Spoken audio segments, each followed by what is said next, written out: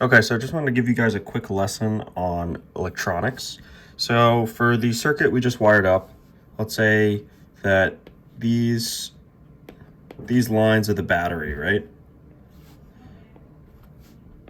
So you have a battery, this is the battery, and you have a positive end and a negative end, right? And we just plugged in, let's say you have this little LED right here, right? And we learned that with LEDs, they have to have a resistor, otherwise you'll overload the resistor and the LED will break.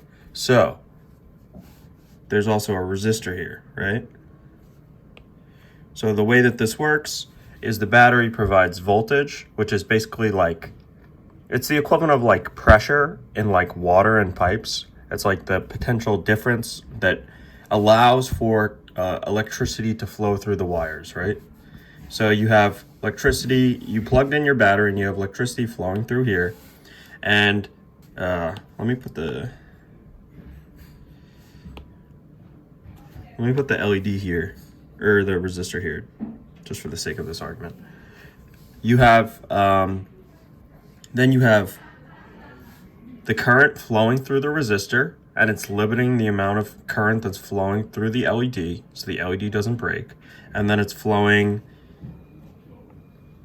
out of the LED and then back to the ground or negative end of the battery, right?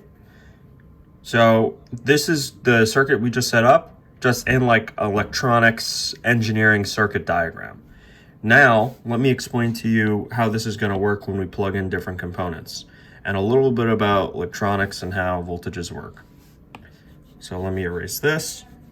So in the future, we're going to plug in a second LED. And how does that look in a circuit diagram, right? Basically, what's going to happen is we're going to plug these LEDs. We're going to connect these LEDs in parallel. And what happens when you connect them in parallel is they see the same voltage. So let me draw it out and explain it to you. So instead of running through one LED and one resistor, that was series, now I'll show you parallel. So basically there's going to be two separate branches that pop off of this guy.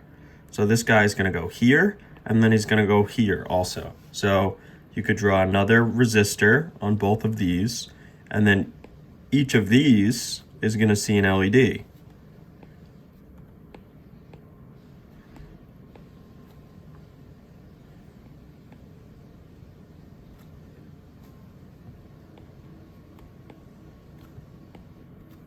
Like that. So now current is going to flow out of the battery through here, and the current is going to break up and go through this branch, but also through this branch.